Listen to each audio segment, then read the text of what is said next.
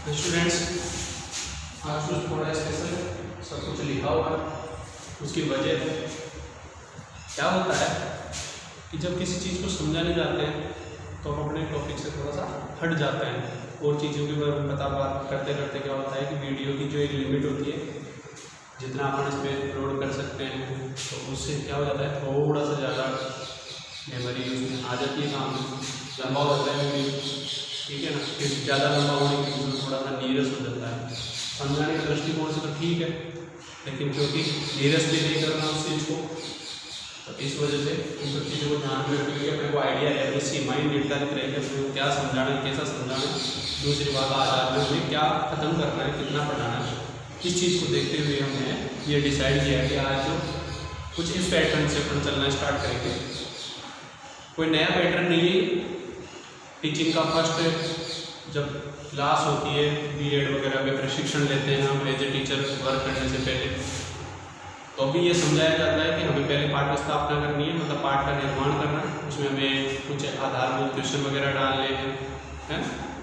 जब भी lesson plan करके लेके जाते हैं तो कुछ आधारभूत क्वेश्चन डालने पड़ते हैं उसमें, तो उनको देखते हुए फिर उस हिसाब से ही पैटर्न तैयार करना पड़ता है कि ये क्वेश्चन बच्चों से पूछे जाएंगे, इस प्रकार पाठ स्थापना करी जाएगी, फिर इस प्रकार हमारा टॉपिक चलेगा। तो उसी चीज़ को थोड़ा सा ध्यान में रखते हुए आज कुछ ऐसा किया है ताकि वीडियो थोड़ा लंबा भी नहीं हो और जो काम की बातें वो भी हो जाए सिलेबस के अकॉर्डिंग।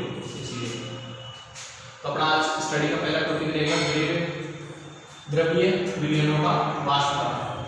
द्रव्य समझते हो, द्रव्य मतलब द्रव से बने हुए या विलयन, विलयन विलयन मतलब द्रव अवस्था। और विलयन को समझते हो, विलयन क्या होता है? समांगी मिश्रण। किसका समांगी मिश्रण है? विलय प्लस विलायक का।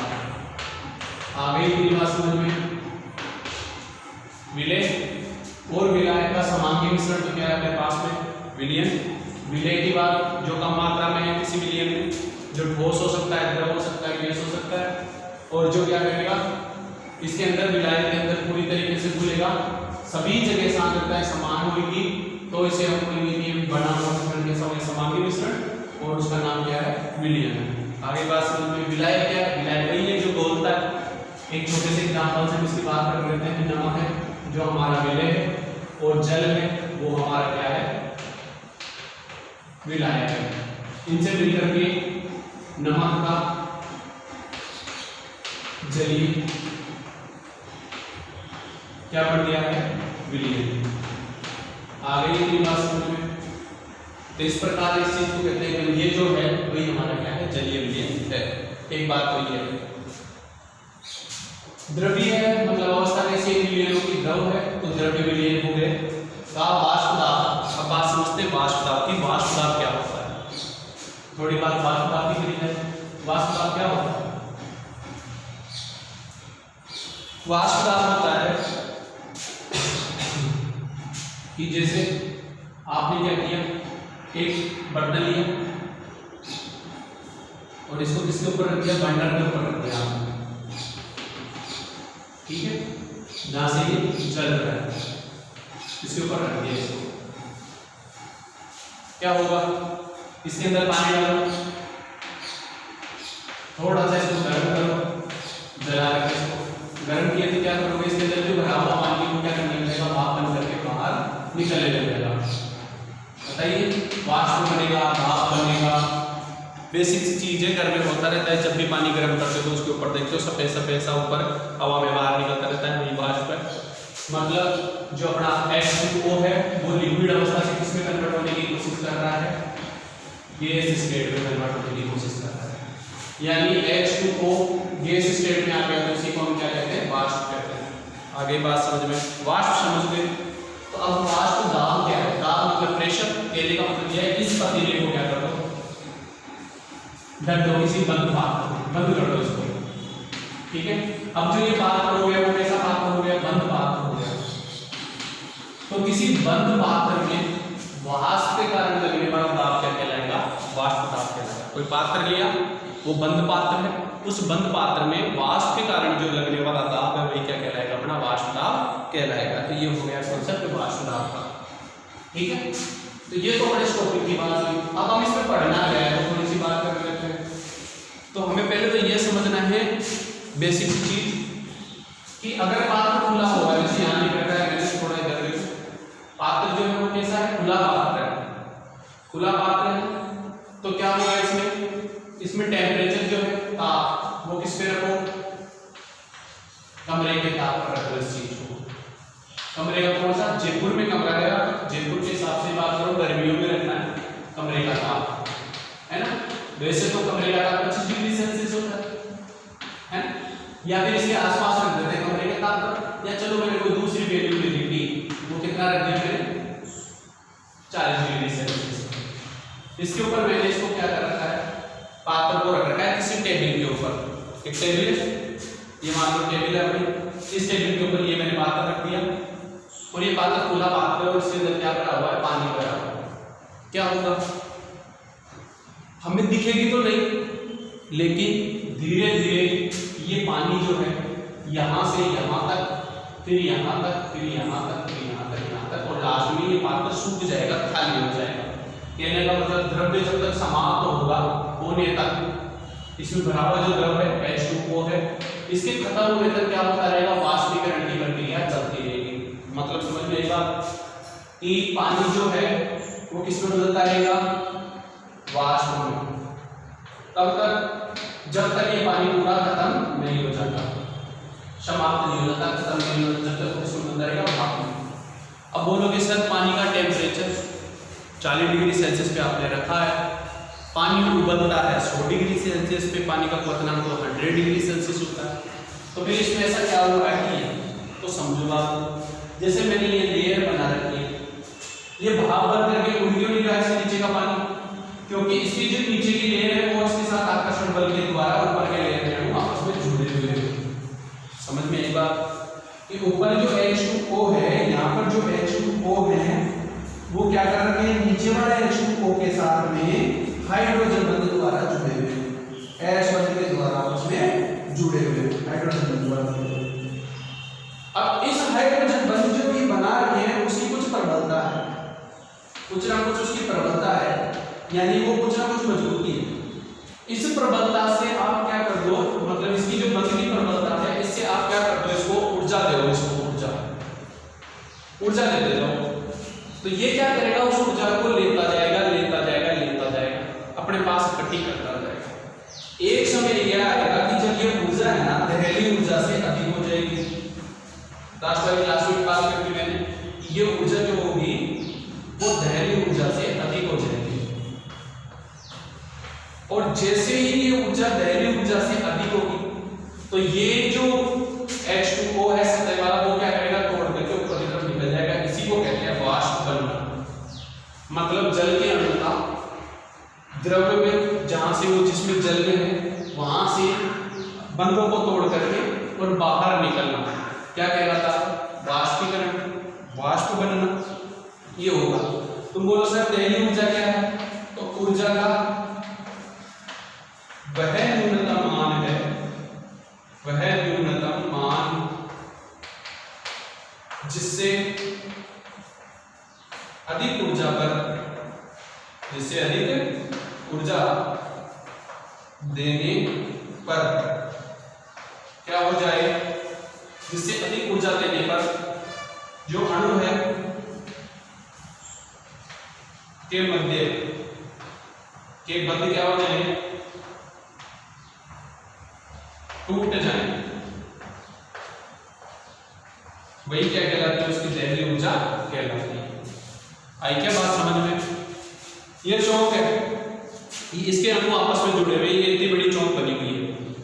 अब इसके लिए ऊर्जा की वैल्यू होगी जो इनको आपस में तोड़ दे, जैसे मैं इतना बल लगाया नहीं टूटा, और बल लगाया नहीं टूटा, और बल लगाया नहीं टूटा, और बल लगाया टूट गया, मतलब जो मैं बल लगाया हूं लास्ट में जब वो टूट गया वो ऊर्जा की न्यूनतम मान था जिससे अधिक बल लगा के ये टूट जाएगा, यानी ये ऊर्जा की वैल्यू क्या है हमारे पास में, दहलीज ऊर्जा है। आगे बात समझ में, ऊर्जा का वह न्यूनतम मान जिससे अधिक ऊर्जा देने पर अणुओं के मध्य का बंध टूट जाए। बंध टूटा, बंध टूटते ही फ्री हो गया, फ्री होकर के ये किधर निकल गया, ऊपर की तरफ चल दिया। यही ऊर्जा की वैल्यू क्या कहलाती है? दहली ऊर्जा। तो जब आप इसने क्या किया, हमारे पास रास्ते दो, पहला रास्ता ये है कि हम क्या करें, एक साथ इतनी ऊर्जा दे दें कि वो ऊर्जा को लेकर के और बंद तोड़ करके निकल जाए। दूसरा तरीका क्या है, हम थोड़ी थोड़ी ऊर्जा दें, उस ऊर्जा को इकट्ठा करता रहे और जब उसके पास एनर्जी दहली ऊर्जा से ज्यादा एनर्जी हो जाए तब वो क्या करे, बंद को तोड़ करके बाहर निकल जाए। जैसे ही वो बंद को तोड़ करके बाहर जाएगा तो हम ये कह देंगे कि भाई साहब अब इनमें कौन सी प्रक्रिया चालू हो गई है, वाष्पीकरण की प्रक्रिया चालू हो गई है, क्योंकि वो लिक्विड स्टेट से किस अवस्था में आ गया है, गैस स्टेट में आ गया है। आ गई बात समझ में? तो ये है अपने वाष्पीकरण की प्रक्रिया का मतलब। ये कंपनी के टेम्परेचर पर कैसे हो रही है, ये बात भी तुम्हारे समझ में आ गई होगी कॉन्सेप्ट। क्या ये वाकई में कमरे के टेम्परेचर पर होती है? तो खुले पानी में आपको ये बात थोड़ी कम समझ में आएगी। वैसे तो ये पानी सूख जाता है, कमरे के टेम्परेचर पर ही होता है कि आपके कपड़े सूख जाते हैं। आ रही है बात समझ में? कपड़े सूख गए, इसका मतलब पानी कहाँ गया, वाष्प बन गया। वाष्प कैसे बना? एक एक अणु ने ऊर्जा ली दहली ऊर्जा से, जैसे एनर्जी ज्यादा हुई और उस कपड़े को, उस पात्र को, उसके बंधों को, जो अन्य जल के अणुओं के साथ बंध बने हुए उनको तोड़ करके वो गैस स्टेट में आ गया। वाष्पीकरण की प्रक्रिया से वो कपड़े सूख गए। इधर आ जाते हैं, जब आपको इसको ज्यादा समझना है तो ये काम अपना हो गया। अगर अपने को ज्यादा समझिए तो बेसिक इसको अपना ये काम खत्म है, तो इसको थोड़ा सा रफ कर देते हैं। अगर आपको चाहिए तो आप कर सकते हो उस चीज। अब हम थोड़ा इधर आ जाते हैं, इस बात को अपने दिमाग में रखना भी, जिसको मैंने रफ किया है आप अपने दिमाग में रखना चाहिए कि मैंने रफ कर दिया, आपकी भी रफ हो गई है ना, ये साफ किया, ये साफ किया, ये साफ हो गई, ये यहीं से साफ होनी चाहिए, आपके दिमाग से साफ नहीं होनी चाहिए। अब इधर आ जाते हैं, उसी चीज को हम ये देखते हैं क्या वाकई में ऐसा कुछ होता है क्या? तो ऐसा कुछ देखने के लिए हमने क्या किया है, यहाँ पर एक पानी लिया है और पानी को क्या कर दिया है, इसको एक प्लेट से ढक दिया है। प्लेट से ढक दिया, थोड़ी देर तक यही पड़े रहे, तो 10 बजे सुबह मॉर्निंग में आपने इसको रखा 10 AM पर और शाम को आप 4 PM पर इसको देख रहे हो। अब यहाँ पर 100 डिग्री सेल्सियस तो टेम्परेचर हुआ नहीं, वो उतना ही हुआ है, 40 डिग्री 50 डिग्री तक गया है, फिर गर्मियों का टाइम में वापस से कम होने लगा है। आप जैसे इस पात्र की प्लेट को उठाओगे, देखोगे तो इस प्लेट के यहाँ पर पानी की थोड़ी थोड़ी बूंदें दिखेंगी आपको। ऐसा भी हो सकता है कुछ बूंदें से फिसल करके जा रही होंगी इस टाइप से, कुछ बूंदें यही पड़ी हुई, तो ये सीन आपको इसमें नजर आएगा। ये पानी की बूंदें ऊपर कहां से आ गई, पानी तो नीचे था, ये दोनों चीजें आपस में टच भी नहीं हो रही। कहने का मतलब कि इस पात्र का ऊपरी भाग और ये पानी, ये आपस में टच भी नहीं हो रहा, तो फिर ये बूंदें कहां से आ गई, कहां से आई ये बूंदें? तो बूंदें कहां से आई? बूंदें आई वाष्पीकरण की प्रक्रिया से, जो ये H2O क्या बना है, वाष्प बना है, उस वाष्प की बूंदें, ये बूंदें इस वाष्प की बूंदें, मतलब यहाँ पर वाष्पीकरण की प्रक्रिया हुई है। ठीक है साहब, वाष्पीकरण की प्रक्रिया हो गई। तो इसका मतलब ये होना चाहिए कि थोड़ी थोड़ी देर में सारी भाप बन करके ऊपर चली जानी चाहिए। ठीक है, ऊपर चलेगी तो यानी अब पानी का लेवल हमें कैसा दिखना चाहिए, समझो आपको जरा सा, हमें पानी का लेवल कैसा दिखना चाहिए? जैसे मान लो ये बात है, थोड़ा तिरछा हो गया है, कोई बात नहीं, सीधा करके ये पानी होना क्या चाहिए, पहले पानी ऐसा होना चाहिए, फिर वाष्पीकरण की प्रक्रिया से भाप बन करके ऊपर चला गया, ये पानी पूरा इसमें बदल जाना चाहिए वाष्प में, और सीन क्या हो जाना चाहिए, जैसे खाली पात्र को खाली और इधर क्या वाष्प, इधर वाष्प रहनी चाहिए जैसे यहाँ पे, ऐसा होना चाहिए। लेकिन ऐसा तो नहीं होता, थोड़ा बहुत पानी प्लेट के ऊपर रहेगा, बाकी पानी नीचे नीचे बना रहता है, ऐसा क्या सीन? तो ये प्रक्रिया है क्या, साम्य अवस्था। ये प्रक्रिया क्या है, साम्य अवस्था। साम्य अवस्था का मतलब क्या है? साम्य अवस्था का मतलब ये है, साम्य अवस्था का मतलब ये है, स्टार्टिंग में आप ये मानो कि आपके पास में ये 4 जगह है, ये 4 स्टैंड है, एक ये, एक ये, एक ये, 4 जगह 4 स्टैंड है। ठीक है, अब हो क्या रखा है, इन 4 स्टैंड पर पहले प्रारंभ में स्टार्टिंग में क्या हो रखा है, प्रारंभ में यहाँ पर 1 2 3 4 5 और 6 बंदे खड़े हैं, 6 बंदे, 6। ठीक है, अब इनको करना क्या है, इनको ये काम दिया गया है कि आपको क्या करना है, यहाँ से यहाँ इससे इस पे कूदना है और इससे इस पे कूदना है वापस। आपका यही काम है, यहां से आपको इस पे कूदना है, यहां से इस पे कूदना है, यहां से इस पे कूदना है और यहां से इस पे कूद जाना है। तो प्रारंभ में क्या होगा, प्रारंभ में ये बंदा यहां कूदेगा, यहां है, ठीक। फिर ये बंदा क्या करेगा, यहां कूदेगा इस पे, और फिर क्या होगा, जब ये यहां से यहां कूद रहा है ये वाला बंदा, तब यहां से दूसरा बंदा उछल करके यहां कूद गया। आई बात समझ। फिर ये बंदा जब यहां से यहां कूद रहा है तब तीन बंदे कूद रहे हैं, एक बंदा ये तो यहां कूद रहा है, यहां वाला जो बंदा ये आया है ये कहां कूद रहा है, यहां पे, और ये जो बंदा यहां आया है वो कहां पहुंच गया है, यहां।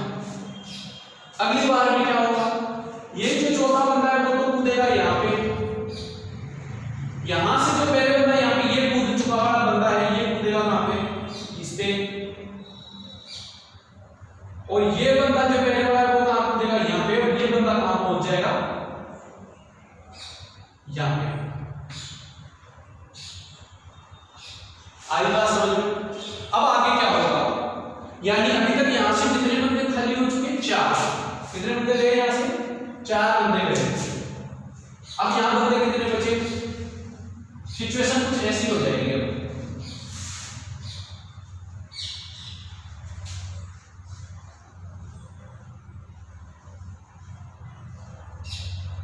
अब सिचुएशन प्रारंभ कब, t समय बाद। अब समय सिचुएशन कैसी होगी, यहां पर 3 बंदे रहेंगे, यहां पर एक, यहां पर एक और यहां पर एक रहेगा। जैसे ये बंदा यहां आएगा वैसे ये बंदा यहां जाएगा, ये बंदा यहां जाएगा, ये बड़ा बंदा और यहां चला जाएगा। तो अगर यहां पर आप सब देखोगे, आप यहां इसकी स्थिति देखोगे, इस स्थिति को देखोगे, तो आपको क्या होगा, सदैव या किसी भी समय या प्रत्येक समय पर, ऐसे बोलते हैं प्रत्येक समय क्या होगा, 3 उपस्थित, 3 बंदे उपस्थित रहेंगे हमेशा। आप कभी भी आके देख जाओ 3 जन है, फिर थोड़ी देर घूम घाम के आ जाओ, फिर देखो 3 जन है, फिर घूम के आ जाओ तो लगेगा 3 बंदे हैं। इसका मतलब क्या हो रहा है, इसका मतलब ये है कि ये बंदे कूद रहे नहीं है, जो जहां है वो वही का वही है, ऐसे ही लगेगा ना। आप हर बार जा करके देख के आ रहे हो 3 बंदे वही हैं, 3 बॉल है एक जैसे कलर की, एक जैसे आकार की, सेम स्टम्बर की, रेड रेड रेड, ये भी सब रेड रेड रेड। तो आपको क्या पता पड़ेगा कौन सी बॉल किधर है, कौन सी बॉल किधर है, यहाँ कौन सी थी कौन सी नहीं। आप जब भी आगे देखोगे यहाँ 3 और यहाँ 3 जगह पर एक एक बॉल मिलेगी। इसका मतलब क्या है, इसका मतलब ये है कि ये आपको सारी प्रक्रिया रुकी हुई प्रतीत होगी। क्या होगी, रुकी हुई प्रतीत। और जब कोई क्रिया रुकी हुई प्रतीत होती है कि ये जगह पर कहां पहुंच जाओ, अभी क्रिया, अभी क्रिया, जब कोई अभिक्रिया क्या होती है, रुकी हुई प्रतीत होती है, तब हम कहते हैं कि यह अभिक्रिया कौन सी अवस्था में है, तो यह अभिक्रिया की अवस्था है, कौन सी अवस्था, साम्य अवस्था। आई बात समझ में। यानी साम्य अवस्था में अभिक्रिया में क्या होगा, जब अभिक्रिया साम्य अवस्था में होगी तब क्या होगा, जितने क्रिया कारक किसमें बदल जाएंगे, उत्पाद में, उतने ही उत्पाद किसमें बदल जाएंगे, क्रिया कारकों में। अब इसका मतलब क्या हुआ, अभिक्रिया दोनों दिशाओं में चलना जरूरी है। तो साम्य अवस्था के लिए कंडीशन क्या हो गई कि अभिक्रिया कैसी होनी चाहिए, दोनों दिशाओं में चले, अग्र दिशा में भी चले और प्रतीक दिशा में भी चले। तो इसका मतलब क्या हो गया, अभिक्रिया कैसी होनी चाहिए, उत्क्रमणीय होनी चाहिए, होनी चाहिए।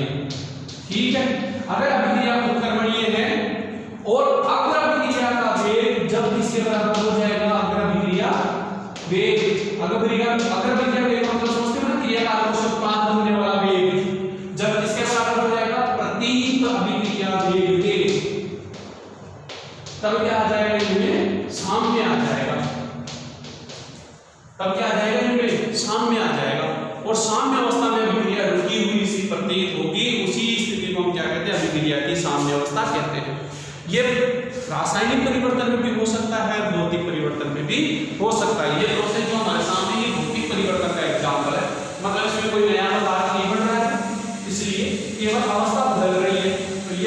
हमारी साम्यावस्था की।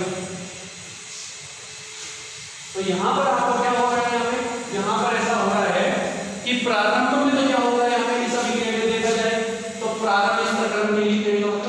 तो प्रारंभ में तो क्या होगा, केवल एक प्रकार की अभिक्रिया होगी, एक प्रकार का प्रकरण होगा, वो कौन सा होगा, वाष्पीकरण का, वाष्पीकरण का प्रकरण होगा। फिर T1 समय वाष्प में क्या होगा, T1 समय वाष्प में दो प्रकरण होंगे, यहाँ सिर्फ एक होगा, यहाँ पर दो होंगे, एक वाष्पीकरण भी होगा, दूसरी बात वाष्पीकरण से भाप बना ऊपर की तरफ गया, ऊपर जाके क्या हो गया, वाष्प दाब बढ़ गया, मतलब इस वाष्प के कारण इस प्लेट के ऊपर दाब लगने लगे कि भाई उठ, अब वो नहीं उतरी, दबी हुई है, इसका मतलब वो प्रेशर की वजह से क्या होगा, वो वापस पास आने लग जाएंगे, पास आने से वो क्या होने लग जाएंगे, वापस उनमें प्रेशर लगने की वजह से क्या होने लग जाएगा, असंघनन प्रारंभ हो जाएगा, यानी संघनित होने लग जाएंगे। इस प्रक्रिया को क्या कहते हैं, संघनन, है ना, संघनन। तो वापस क्या होने लग जाएगा, संघनन होने लग जाएगा, और संघनन जब होने लग गया तब इसका मतलब क्या होगा कि वापस से जो वाष्प है वो किसमें बदलने लग जाएगी, वापस से किसमें बदलने लग जाएगी, पानी में।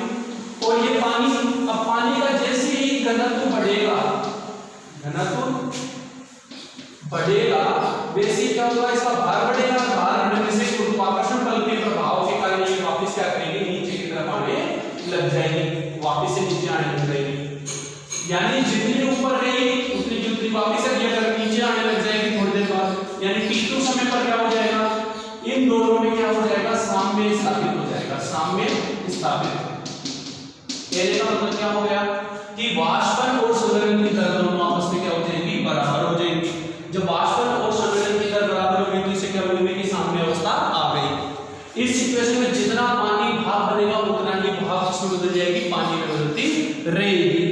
तो इस साम्य अवस्था के ऊपर, इस साम्य अवस्था के ऊपर आप क्या करो, इस प्लेट पर लगने वाला दाब का मान पता करो, इस पर, इस साम्य अवस्था पर, इस पर, इस साम्य अवस्था पर, इस पर, अरे किस पर, साम्य अवस्था पर, किस में है ये साम्य अवस्था, ये साम्य अवस्था है वाष्पन में और संघनन में। जितना वाष्प हो रहा है उतना क्या हो रहा है, संघनन हो रहा है, जितना पानी वाष्प बदल रहा है उतना वाष्प पानी में बदल रहा है। तो इस साम्य अवस्था पर क्या होगा, आपको क्या करना है, यहाँ ये वाष्प दाब का मान पता करना है, वाष्प दाब का मान।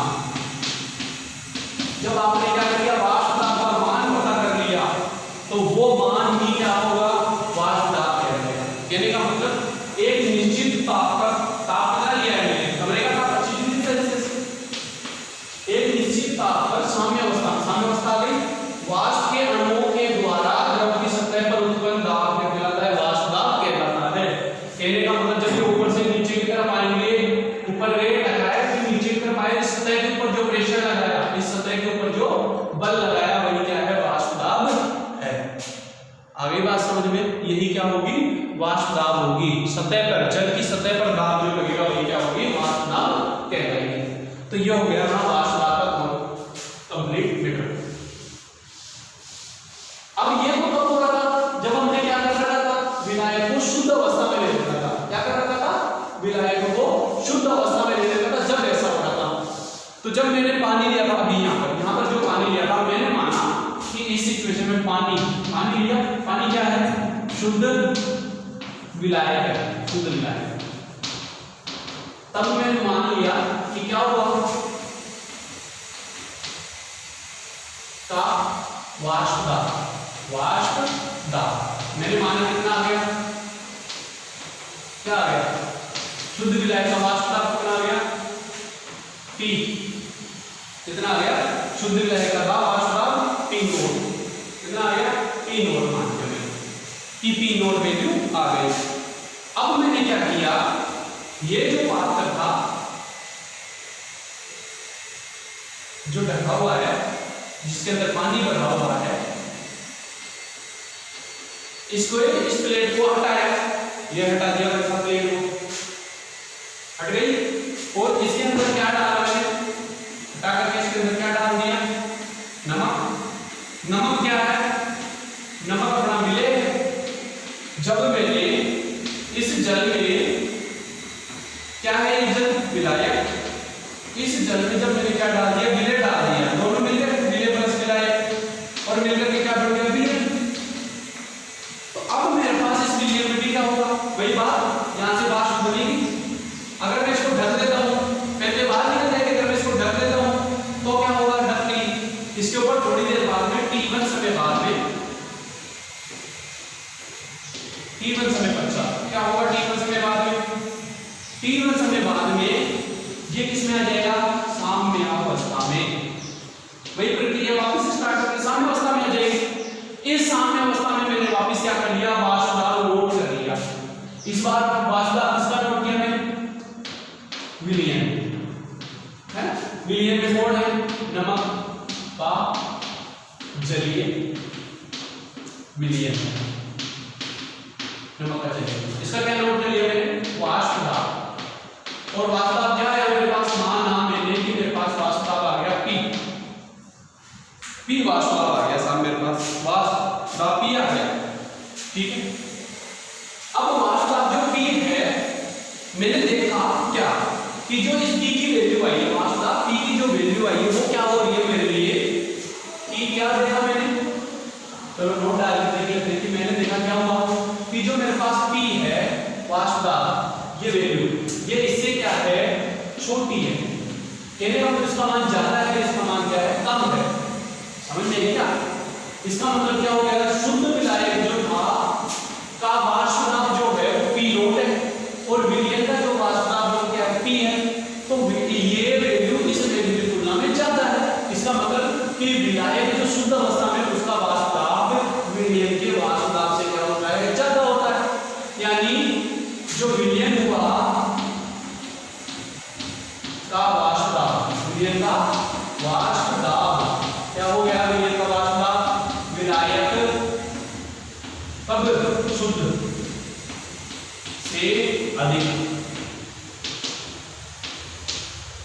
होता है, अधिक होता है। इसका मतलब क्या हुआ कि विलय मिलाने पर, अर्थात विलय कौन सा था, ये नमक। नमक क्या है, भाप नहीं बनता, वाष्प नहीं बनता है नमक।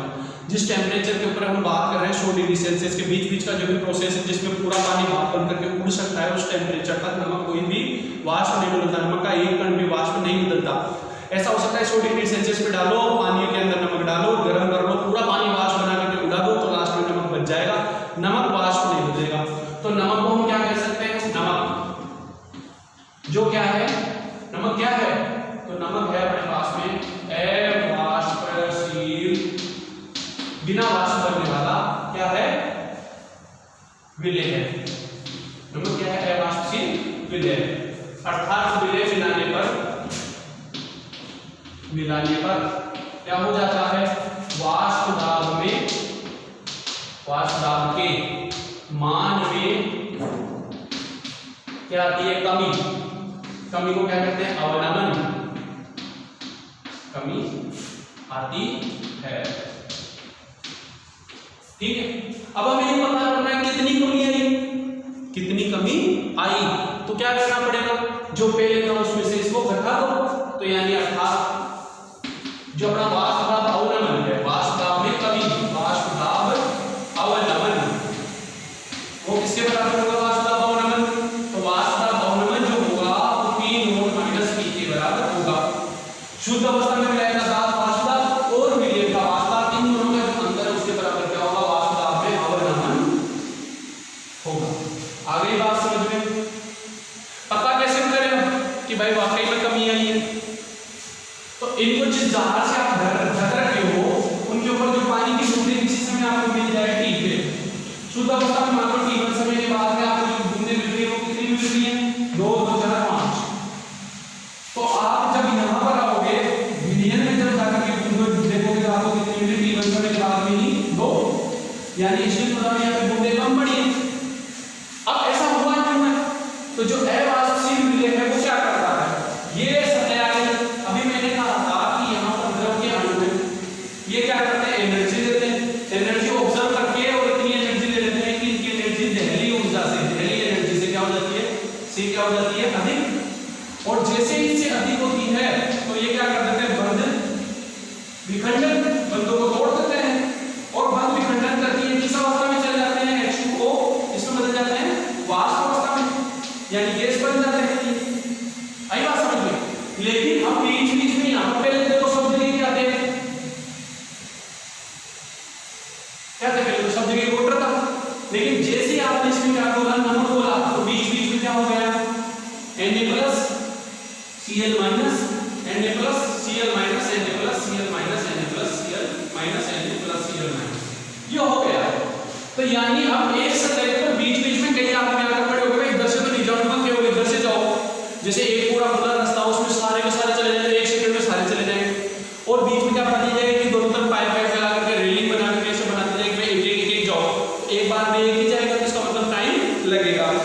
यही कारण है कि यहाँ से यहाँ जाने में टाइम लगता है, टाइम लगता है इसका मतलब वाष्प की, और जो साम्य अवस्था है कहने का मतलब साम्य अवस्था वो क्या हो जाती है थोड़ी जल्दी मिल जाती है, नहीं थोड़ी देर से मिलती है, टाइम लगेगा, ऊपर जाएगी फिर नीचे आएगी फिर प्रेशर का मान बढ़ेगा, बढ़ने में टाइम लगेगा।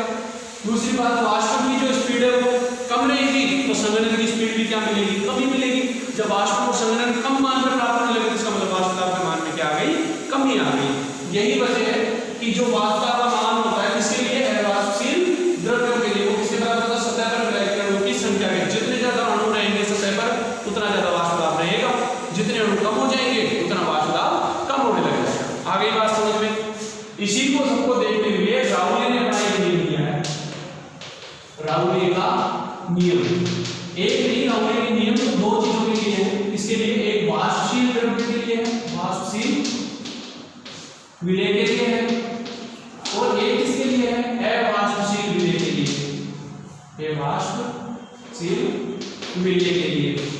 इन दो के लिए अपने पास दो नियम है, इनकी स्टडी हम कल करेंगे, लेकिन ये सारा मैटर और खास करके ये इक्वेशन इसको थोड़ा दिमाग में डाल करके आना, ये बहुत इंपॉर्टेंट इक्वेशन है, समझ में आई ना?